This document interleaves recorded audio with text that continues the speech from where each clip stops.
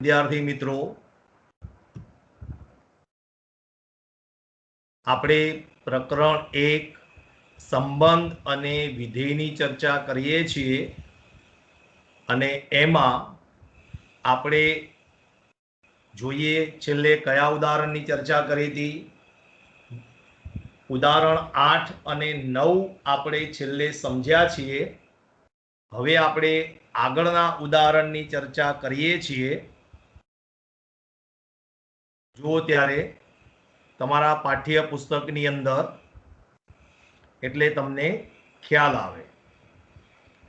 ઉદાહરણ નંબર 10 જુઓ. આ તમારા પાઠ્ય પુસ્તકનું ઉદાહરણ નંબર 10. સાબિત કરો કે વિધેય f n થી n સુધીનું છે અને f1 અને f2 નો આન્સર 1 આપેલો છે. બરોબર, અહીં સુધી પહેલા આપણે ચર્ચા કરીએ એટલે આપણને ખ્યાલ આવે. હવે વિધેય તમારી પાસે n થી n છે, સાંભળજો. ઉદાહરણ નંબર 10. f વિધેય છે આપણું n થી n નું. એટલે હું તમને વેન આકૃતિ દોરીને સમજાવું એટલે ખ્યાલ આવે. આ આપણો પ્રદેશ અને આ આપણો સહપ્રદેશ. આ n, આ પણ n છે. તમને રકમની અંદર સ્પષ્ટ કીધું છે અહીંયા આગળ f1 નો આન્સર 2 છે અને f2 નો આન્સર પણ 2 છે.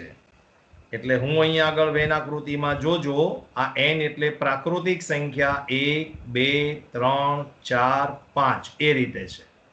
1 2 3 4 5 ડેશ ડેશ ડેશ છે બંનેમાં.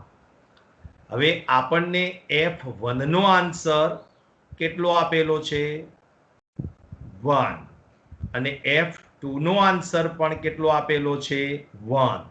તો અહીં તો આકૃતિ પરથી સ્પષ્ટ દેખાય છે કે સાહેબ f1 એનો આન્સર 1 અને f2 એનો આન્સર 1. એટલે તમારી પાસે ભિન્ન કિંમતો x1 અને x2 ભિન્ન છે જુઓ. અને એ બંને આપણે કિંમતો શેમાંથી લઈશું? પ્રદેશમાંથી. પ્રદેશ એટલે આપણે ડોમેન ઓફ f. આપણે આગલા લેક્ચરમાં પણ કીધું હતું કે જ્યારે પ્રદેશ અને સહપ્રદેશ સરખા હોય ત્યારે આપણે અહીંયા આગળ ક્લિયર કરવાનું કે આ તમે કિંમતો શેમાંથી લો છો.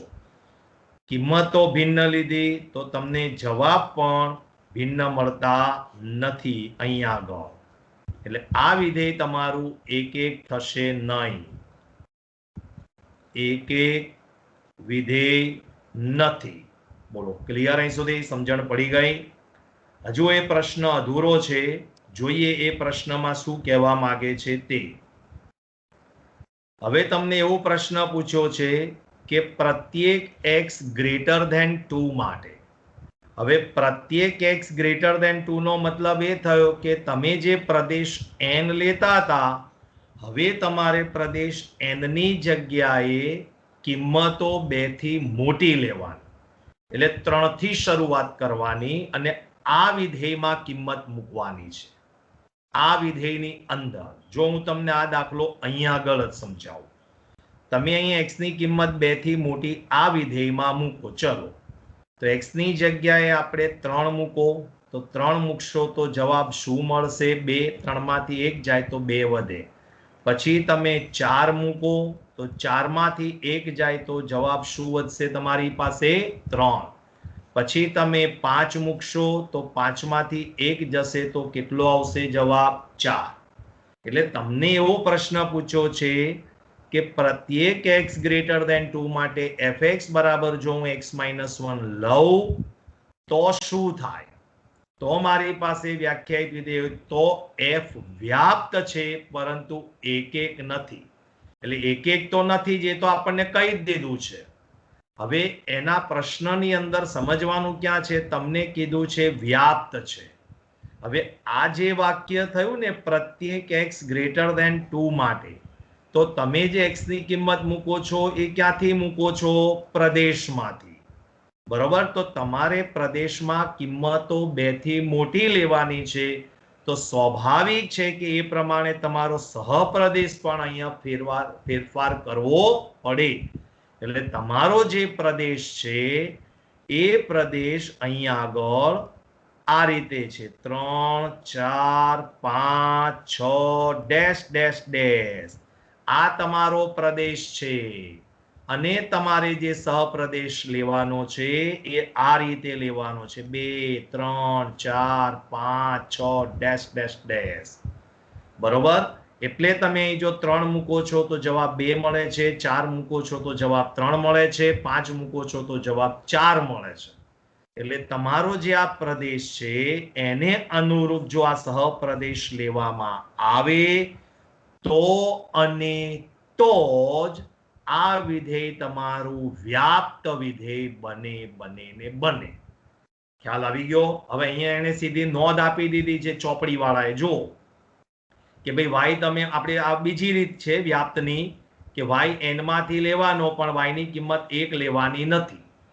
એવું એને સમજાયું હવે એ સીધું એને કહી દીધું નોંધમાં મૂકી દીધું પણ અહીં આગળ એને ચોખવટ કરી નથી આપણને સહપ્રદેશમાં એટલે જો હું તમને આ દાખલો બીજી મેથડ જે આપણી છે એ રીતે વ્યાપ્તમાં તમને અહીં આગળ સમજાવું બરોબર વ્યાપ્તની ચર્ચા કરીએ ચલો આપણે તમારું વિધેય છે fx બરાબર કયું છે x - 1 બરોબર હવે તમે અહીંયા જો વેન આકૃતિથી એ સોલ્વ કરવું હોય તો પણ થઈ શકે અહીંયા તમારે x ની કિંમત 2 થી મોટી લેવાની કીધી છે તમને ડેશ ડેશ ડેશ તો એને અનુરૂપ તમારો સહપ્રદેશ બદલવો પડે તમારે અહીંયા આગળ આ રીતે હવે તમે આમાં x ની જગ્યાએ 3 મૂકો છો તો જવાબ 2 મળે છે 4 મૂકો છો તો 3 મળે છે 5 મૂકો છો તો 4 મળે છે બરોબર તો તમને તમારી પાસે RF અને સહપ્રદેશ સરખા થઈ જશે એટલે તમારું વિધેય વ્યાપ્ત વિધેય થઈ ગયું આપણી પહેલી રીત પ્રમાણે પણ બીજી રીત પ્રમાણે જો હું કરવા જાઉં તો એમાં મને કેવું કીધું છે આપણને કે there exist y belongs to સહપ્રદેશ આપણે y શેમાંથી લઈએ છીએ સહપ્રદેશમાંથી કે જેથી fx બરાબર y થાય હવે y ની કિંમત તમે ગમે તે લઈ શકો અહીંથી શરૂઆત કરીને તમારી ચોપડી વાળા એવું કીધું y ની કિંમત 1 નહીં લેવાની બસ એટલે 1 નહીં લેવાની એટલે 2 થી ગમે તે લઈ શકાય ચલો fx શું આપ્યું છે તમારી પાસે x - 1 એટલે x બરાબર શું થઈ ગયું y + 1 એટલે હવે y તમે શેમાંથી લો છો સહપ્રદેશ તમારો સહપ્રદેશની શરૂઆત થાય છે અહીંથી જુઓ એટલે અહીંયા તમે 2 મૂકો તો જવાબ 3 જે જવાબ આવ્યો એ તમને પ્રદેશમાં મળવો જોઈએ જો આ રહ્યો એટલે y ની કિંમત તમે 2 મૂકશો તો તમારી પાસે x ની કિંમત 3 આવશે પછી y ની કિંમત 3 મૂકો તો x ની કિંમત 4 આવશે એટલે આ જે કિંમત આવે છે એ તમને પ્રદેશમાં મળે છે એટલા માટે તમારી પાસે અહીંયા આગળ આ કયું વિધેય થઈ ગયું વ્યાપ્ત વિધેય છે એટલે ચોપડી વાળાએ રકમમાં ચોખવટ કરવી પડે ક્લિયર કરવું પડે અહીંયા આગળ બરાબર એને સીધી નોંધમાં મૂકી દીધું કે ભાઈ તમે y બરાબર 1 લેતા નહીં આવું ના ચાલે ખ્યાલ આવી ગયો એટલે આ એક વસ્તુ સમજવા પ્રયત્ન કરજો આ વિધેય લઈ અને તમારે માત્ર ને માત્ર વ્યાપ્ત ચેક કરવાનું છે માત્ર ને માત્ર વ્યાપ્ત એક એક નું તો મેં તમને ઉપર સમજાવી દીધું આ રહ્યું આ એક એક ની ચર્ચા તો થઈ ગઈ એક એક તો છે જ નહીં તો રકમ પરથી જ ખબર પડી જાય છે બરાબર પણ આના પરથી આપણે માત્ર ને માત્ર વ્યાપ્તની ચર્ચા કરવાની છે અને વ્યાપ્ત છે એવું આપણે સાબિત કરવાનું છે એટલા માટે આપણે પ્રદેશ અને સહપ્રદેશ એના બદલ્યા છે આપણે બરાબર તો જુઓ આગળ હવે ધ્યાન આપીને સમજો તમારી પાસે ઉદાહરણ 11 આવે છે હવે આવા 4 કે 5 દાખલા છે એ હું તમને એક સાથે સમજાવું છું જોજો જરા તમારી ચોપડીમાં સ્વાધ્યાય 1.2 કાઢો સ્વાધ્યાય 1.2 છે હવે એનો આ દાખલા નંબર 2 જુઓ અને એના 5 દાખલા આપેલા છે જરા ધ્યાનથી જુઓ એમાં પહેલો દાખલો છે જો n થી n fx બરાબર x1 બરાબર એક એક અને વ્યાપ્ત ચેક કરવાનું છે જો એનો એ જ દાખલો પ્રદેશ અને સહપ્રદેશ બદલી નાખ્યા અને મેં તમને જે આ ઉદાહરણ ઉપર જે બાકી રખાયું અહીંયા આગળ જુઓ 11મું ઉદાહરણ તો રકમ એની જ છે પણ જો પ્રદેશ સહપ્રદેશ આરથી આર કરી દીધા છે હું તમને આ 3 દાખલા એક સાથે સમજાવું છું ધ્યાનથી સમજજો તમે લોકો કઈ રીતે આવે છે એ બરાબર જુઓ આપણે ત્રણે ત્રણ વસ્તુ સમજવા પ્રયત્ન કરીએ છીએ. ચલો એમાં પહેલું, જો મારી પાસે f વિધેય n થી n નું છે અને fx બરાબર મારી પાસે શું આપ્યું છે, x વર્ગ આપ્યું છે કે નહીં, બરાબર. ચલો આપણે એક એક માટે રીત નંબર 1 પ્રમાણે દાખલો ગણીએ. આપણે એક એક વિધેય. રીત નંબર 1, જો ક્યાં ફેરફાર થાય છે મારે તમને એ સમજાવવું છે, બરાબર. ચલો કિંમતો મૂકો, પ્રદેશમાંથી x ની કિંમત પ્રદેશમાંથી મૂકવાની છે આપણે, બરાબર. અહીંયા લખું છું, સમજજો. ચલો 1 મૂકો તો 1 નો વર્ગ તમારી પાસે 1 આવે, પછી 2 મૂકો તો 2 નો વર્ગ તમારી પાસે 4 આવે, 3 મૂકો તો 3 નો વર્ગ તમારી પાસે 9 આવે. આના પરથી એટલું તમે અનુમાન કરી શકશો કે સર ભિન્ન કિંમતો લેતા જવાબ પણ મારી પાસે ભિન્ન આવે છે, બરોબર. એટલે આપણે અહીં વાક્ય લખી નાખો, every x1 x2 belongs to n domain of f. કિંમતો હું ભિન્ન લઉં છું પણ મને જે જવાબો મળે છે એ જવાબો પણ ભિન્ન મળે છે, બરોબર. માટે વાક્ય લખી નાખવાનું, એક એક વિધેય છે. હવે આ જ દાખલો હું તમને એક એક વિધેયમાં ફરીવાર બીજી રીતે કરાવું છું તો એ સમજો. ચલો રીત નંબર 2 આપણે શું ચર્ચા થઈ છે ધ્યાન આપજો. Every x1 x2 belongs to n domain of f. હવે ઊંધું જવાનું, fx1 બરાબર fx2 સ્વીકારવાનું તમારે, fx1 બરાબર fx2 સ્વીકારો. હવે તમારી પાસે fx બરાબર શું છે, x વર્ગ છે, તો આમાં x ની જગ્યાએ x1 મૂકો અને x ની જગ્યાએ x2 મૂકો. x બરાબર એક વાર x1 લો અને એક વાર x2 લો. ચલો x બરાબર x1 લઈશું તો શું થશે, x1 સ્ક્વેર. x બરાબર x2 લઈશું તો x2 સ્ક્વેર. હવે તમારે આનો વર્ગમૂળ લેવાનું.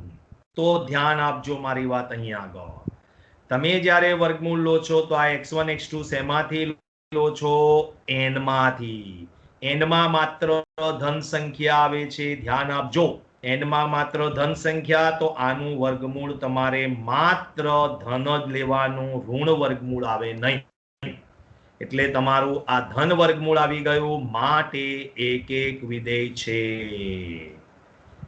બોલો ક્લિયર અહીં સુધી? પડી ગઈ સમજણ? ખ્યાલ આવી ગયો?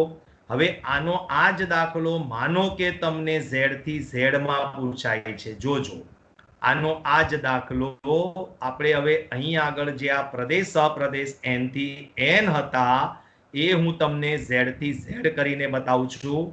ત્રણે ત્રણ એકમાં જ સમજાવું છું, ધ્યાનથી સમજો તમે લોકો. ચાલો આપણે હવે z થી z વિધેય લઈએ, બરોબર. આપણું રકમ તો આની આ છે, તમારે ક્રમ પ્રમાણે જ્યારે ગણવા બેસો ત્યારે ગણી નાખજો, બરોબર. ચલો z થી z. હવે આપણે કિંમત મૂકો, z માંથી આ પ્રદેશ છે તમારો, તો z માંથી કિંમત મૂકું છું સાહેબ. ચલો -1 મૂકો તો અહીંયા -1 નો વર્ગ કેટલો થાય, 1. -1 નો સ્ક્વેર થાય 1. પછી 1 મૂકો તો 1 નો વર્ગ 1. -2 મૂકો તો -2 નો વર્ગ 4. -3 મૂકો તો -2 લીધા ને આપણે, હવે +2 લઈ લઈએ એટલે તમને સમજણ પડે. -3 નથી મૂકવા, ચાલશે, બરોબર. ચલો f2 તો અહીંયા આગળ 2 મૂકો, 2 નો વર્ગ 4. તો ધ્યાન આપો, અહીંયા જો આ બે ભિન્ન કિંમતો લીધી પણ મારી પાસે જવાબ સરખાયા. અહીંયા પણ મેં બે ભિન્ન કિંમત લીધી, જવાબ સરખાયા. તો અહીંયા આગળ મારે વાક્ય શું લખવું પડે, every x1 x2 belongs to n થી z છે, બરોબર. આપણી પાસે અહીંયા આગળ z છે. z domain of f. કિંમતો મેં ભિન્ન લીધી પણ મને જવાબ અહીંયા આગળ કેવો મળે છે, સરખો. એટલે આ એક એક વિધેય નથી. પડી ગઈ સમજણ? ખ્યાલ આવી ગયો? એટલે આ એક એક વિધેય બનશે નહીં. જો આમાં હું તમને બીજી રીત સમજાવવું જોઈએ, એક એક વિધેયમાં ધ્યાન આપીને સમજો.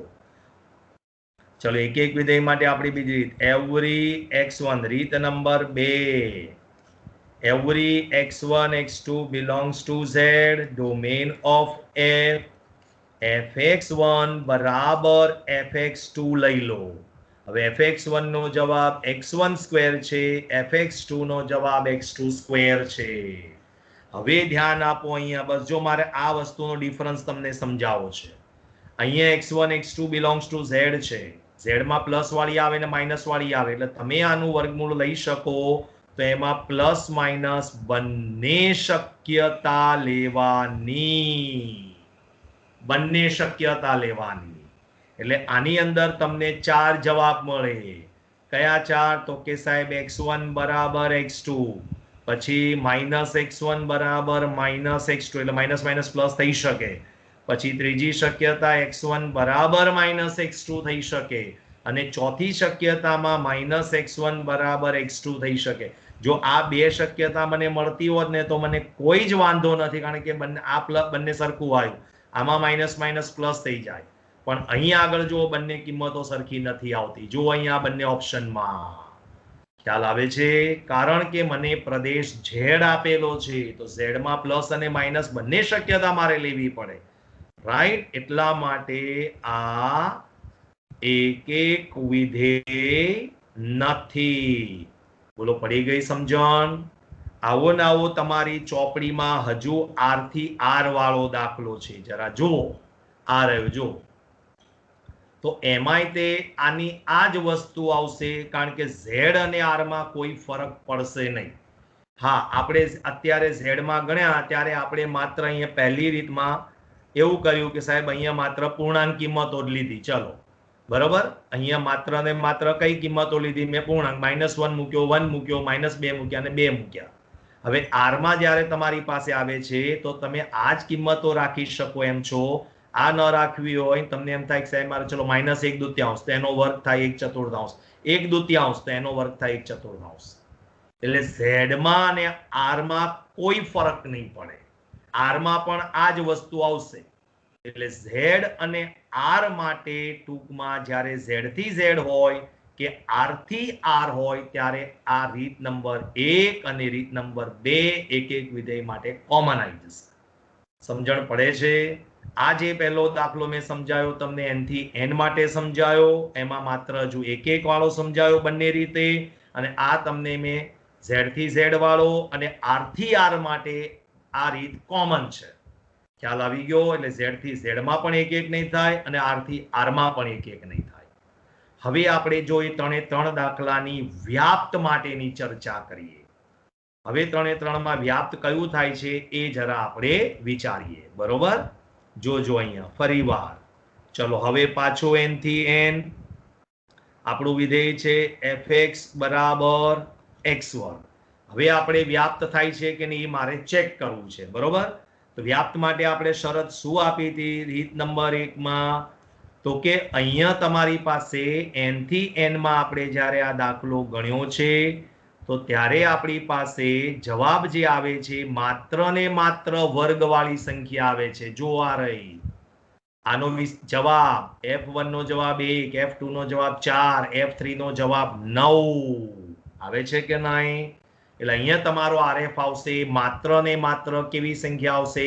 વર્ગવાળી સંખ્યા આવશે. કેવી સંખ્યા આવશે? વર્ગવાળી, બરોબર? એટલે તમારો RF છે 1, 4, 9, 16 ડેશ ડેશ ડેશ, તો એ સહપ્રદેશ જેટલો આવશે નહીં, કારણ કે સહપ્રદેશમાં n છે તમારી પાસે, એટલે એ સહપ્રદેશમાં આવશે નહીં, બંને સરખા નહીં થાય ટૂંકમાં. એટલે વ્યાપ્ત વિધેય નથી, બરોબર? ચલો આમાં અથવા કરીને સમજાવું. રીત નંબર 2 જોજો શું છે વાક્ય આપણું? there exists y belongs to n સહપ્રદેશ. આ વાક્ય ફિક્સ જ છે.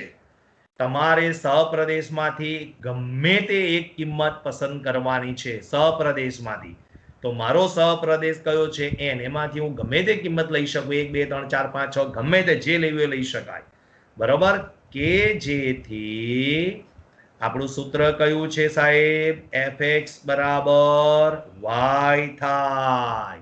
હવે fx મારી પાસે રકમમાં શું આપેલો છે x વર્ગ બરાબર y ચલો વર્ગમૂળ લો તો x બરાબર √y ધ્યાન આપજો y તમે શેમાંથી લો છો n માંથી અને તમારી પાસે આ કિંમત પણ n માં આવી જોઈએ આવે છે કે નહીં ચેક કરીએ છીએ આપણે પણ વર્ગમૂળ ધન જ લેવાનું વર્ગમૂળ ધન જ લેવાનું ઋણ વર્ગમૂળ લેવાનું નહીં બરાબર એટલે x બરાબર √y આયા હવે √y મારી પાસે પ્રદેશમાં આવે છે કે નહીં એ ચેક કરું મેં શું કીધું તમને અહીંયા there exists y belongs to n ચલો y ની જગ્યાએ 1 મૂકો અહીંયા ચલો 1 મૂકો તો અહીંયા 1 નું વર્ગમૂળ 1 થઈ જશે તો એ n માં આવશે ચલો અહીંયા 2 મૂકો તો અહીંયા આગળ તમારી પાસે વર્ગમૂળમાં 2 આવે વર્ગમૂળમાં 2 આવે તો 2 નું વર્ગમૂળ તો નીકળે નહીં નીકળે કરું પણ n માં ના આવે પછી અહીંયા 3 લેશો જ અમે y ની જગ્યાએ તો તમારી પાસે fx બરાબર 3 x વર્ગ બરાબર 3 માટે x બરાબર √3 બરાબર એટલે મારો કહેવાનો મતલબ એ છે કે અહીં આગળ વર્ગમૂળમાં 2 3 વર્ગમૂળમાં 5 એ બધી કિંમતો n માં આવશે નહીં એટલા માટે વ્યાપ્ત વિધેય નથી પડી ગઈ સમજણ જો આ n થી n માં હોય ત્યારની વાત છે બરાબર આપણો આ દાખલા નંબર 2 એનો પહેલો દાખલો એનું એક એક અને વ્યાપ્ત મેં તમને સમજાવ્યું બરાબર છે હવે અહીં આગળ એમાં બીજા દાખલામાં આપણે અહીંયા z થી z કરીએ છીએ અને વ્યાપ્ત વિશે ચર્ચા કરીએ છીએ જુઓ તો જરા આજ અહીં આગળ બરાબર હવે અહીંથી z થી z કરી દઉં છું સાંભળજો ધ્યાનથી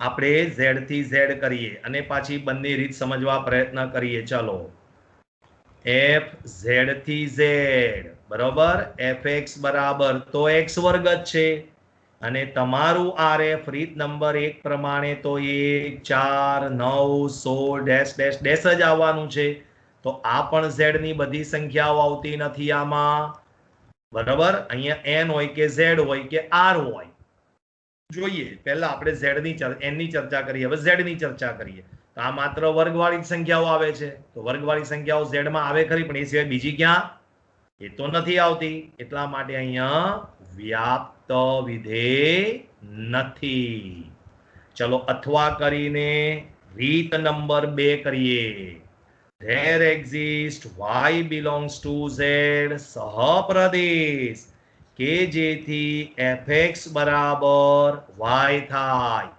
fx તમારી પાસે x વર્ગ છે માટે x બરાબર √y હવે આ કિંમત z માં આવે છે કે નહીં એ ચેક કરીએ ધ્યાન આપીને સમજજો ધારો કે y ની કિંમત મેં -1 લીધી ચલો -1 તો fx બરાબર z માંથી લેવાની છે ને તો ધન ઋણ ને શૂન્ય ગમે તે હોઈ શકે ચલો -1 લીધી તો x વર્ગ બરાબર -1 x બરાબર વર્ગમૂળમાં -1 નું વર્ગમૂળ ક્યાં નીકળે ઘણા વિદ્યાર્થીને પ્રશ્ન થાય સાહેબ નીકળે જ ને સંકર સંખ્યામાં 11 માં ના શીખી ગયા અરે ભાઈ એ સંકર સંખ્યા હતી આ સંકર સંખ્યા નથી અહીંયા z માં ચેક કરવાનું છે અને z માંથી કિંમત લેવાની છે એટલે -1 નું વર્ગમૂળ ના નીકળે પછી -2 લો તો એનુંય ના નીકળે -3 ઋણ સંખ્યા કોઈ પણ લેશો તો એનું વર્ગમૂળ નહીં આવે એટલા માટે અહીંયા આગળ હા ધન સંખ્યામાં અમુક સંખ્યાનો આવશે ચલો એકડો લીધો તો એનું વર્ગમૂળ નીકળે ચોકડો લીધો તો એનું વર્ગમૂળ નીકળે પણ વચ્ચે હમણાં ઉપર સમજાવ્યું 2 3 મૂકો તો પાછું ના નીકળે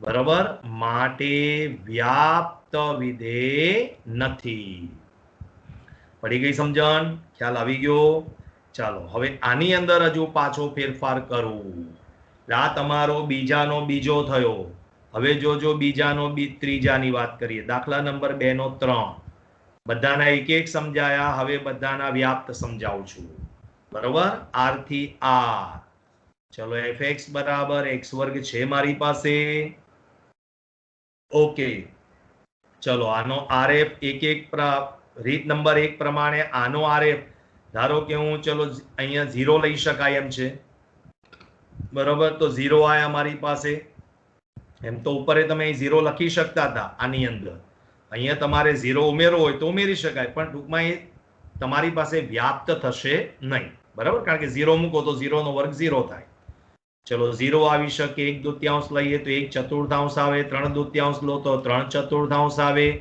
√2/√7 લો તો 2 સતમાઉસ આવે તમારી પાસે.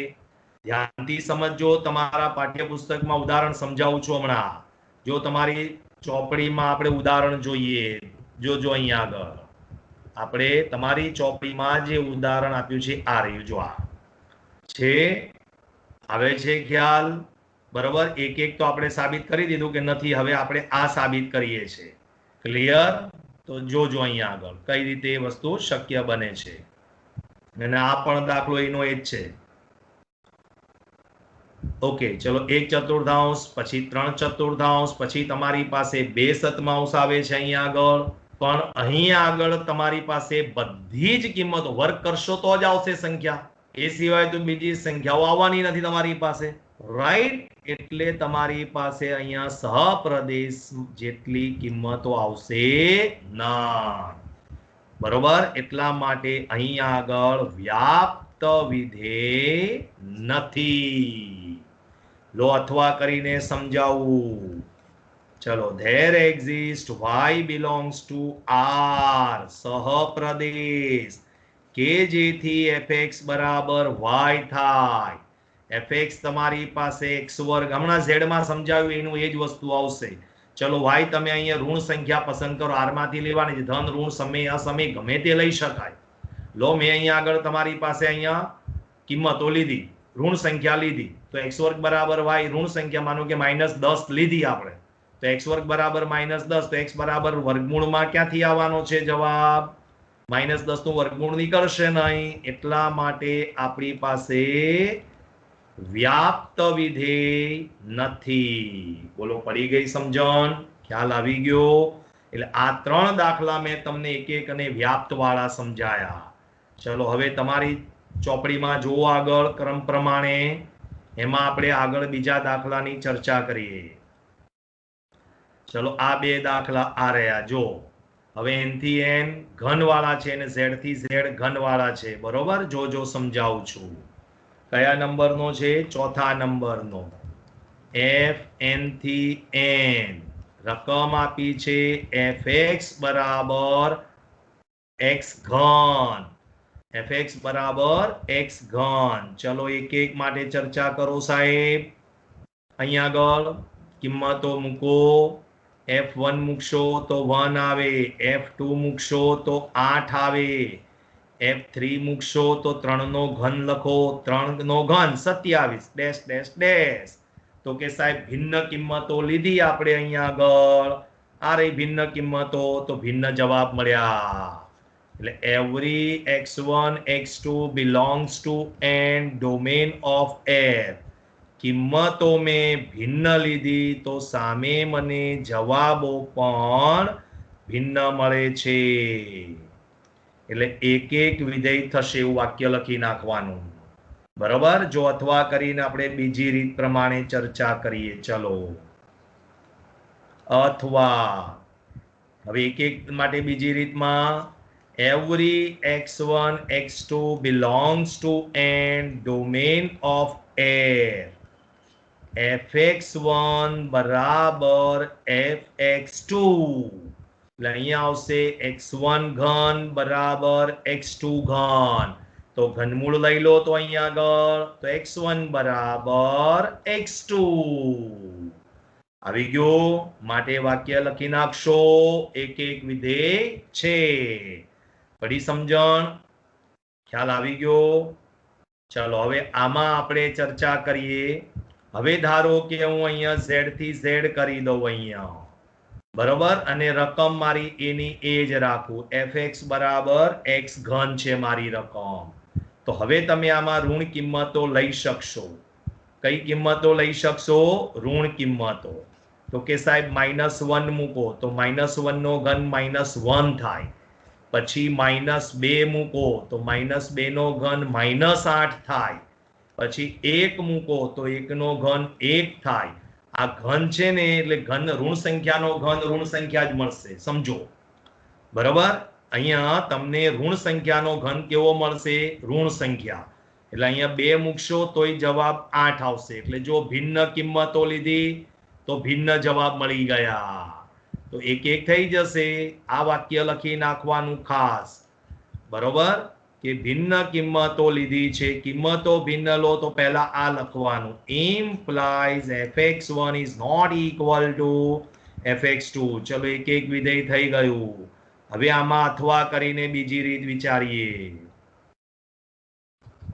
ચલો અથવા આયુ. ચલો every x1 x2 belongs to z domain of f. જોજો ડોમેન ઓફ f. બરોબર. હવે આપણી પાસે અહીંયા આગળ fx1 બરાબર fx2. તો આ x1 ઘન બરાબર શું આવશે? x2 ઘન. x2 નો ઘન છે અહીંયા. ચલો ઘનમૂળ લો તો બે શક્યતા x1 બરાબર x2 અથવા માઇનસ x1 બરાબર માઇનસ x2, પણ માઇનસ માઇનસ પ્લસ એટલે પાછું x1 બરાબર x2 થઈ ગયું. જો થઈ ગયું એક એક વિધેય. પડી સમજણ? ચાલો હવે બંનેમાં આપણે વ્યાપ્તની ચર્ચા કરીએ. ચલો વ્યાપ્ત માટે આપણે પાછું n થી n ઉપર આવો. fx બરાબર x ઘન લો, અહીં ભાગ પાડી દઉં. બરાબર. અને અહીંયા છે z થી z. fx બરાબર x ઘન. તો આમાં જે પહેલી રીત rf આવ્યો તો આમાં rf 1 આવ્યો તો 8 આવ્યો તો 27 આવ્યો તો 64 આવ્યો તો એ rf અને સહપ્રદેશ n સરખા થશે નહીં, એટલે વ્યાપ્ત વિધેય નથી. ઓકે. ચલો હવે આમાં તમારી પાસે rf શું આવ્યો તો જરા બોલો તો, યાદ હોય તો કે સાહેબ 0 આવી શકે. -1 નો ઘન -1, 1 નો ઘન 1, -2 નો ઘન -8 +8 ડેશ ડેશ ડેશ. તો એ આમાંય rf z જેટલો એટલે કે સહપ્રદેશ z જેટલો થશે નહીં, એટલે આ પણ વ્યાપ્ત નથી. ચલો અથવા કરીને રીત નંબર 2. અથવા કરીને વિચારો. there exists y belongs to n સહપ્રદેશ કે જેથી fx બરાબર y. સાંભળજો, y n માંથી લેવાનો છે. ચલો fx શું છે તમારી પાસે? x ઘન. હવે મારે x ની કિંમત શોધવી છે તો ઘનમૂળ લેવું પડે. બરાબર. તો ઘાતનો નિયમ શું છે? ઘાત એક બાજુથી બીજી બાજુ જાય તો ઘાતનો વ્યસ્ત થાય, એટલે બંને બાજુ ઘનમૂળ લઈએ. બરાબર. તો હવે આ કિંમત પ્રદેશમાં આવે છે કે નહીં ચેક કરો. ચલો એકડો લેશો તો કોઈ પ્રોબ્લેમ નહીં થાય. x ઘન બરાબર 1, x બરાબર 1 નું ઘનમૂળ 1 થઈ જાય. પણ માનો કે 2 લીધા તો અહીંયા આગળ y ની જગ્યાએ 2 મૂકો તો 2 નું ઘનમૂળ નીકળે. ભાઈ 3 નું 3 લઈએ તો 3 નું ઘનમૂળ નીકળે? ના નીકળે. એટલા માટે વ્યાપ્ત થશે નહીં, એના કિંમત પ્રદેશમાં આવશે નહીં. હવે આનો આ જ વસ્તુઓ કરવાની. અહીંયા ખાલી z કરી દો, અહીંયા તમે z કરી દો અને અહીંયા z કરી દો, એટલે એ પણ જવાબ શક્ય નહીં બને. કારણ કે માનો કે તમે yz માંથી લીધો -1 લીધો. ચલો તો -1 નું ઘનમૂળ ક્યાં નીકળવાનું છે ભાઈ? અને એકડો મૂકશો તોય ચાલશે. એકડો અને એકડાનું ઘનમૂળ તો નીકળતું જ નથી. એટલે અહીંયા પણ બીજી રીતમાં ટૂંકમાં તમારી પાસે આનું આ જ આવશે વ્યાપ્તની અંદર. બરાબર. ખાલી n ની જગ્યાએ અહીંયા શું કરી નાખશો તમે? z. બોલો સમજણ પડી ગઈ? ખ્યાલ આવી ગયો? ચાલો અહીં સુધી આપણે અટકીએ છીએ. આભાર.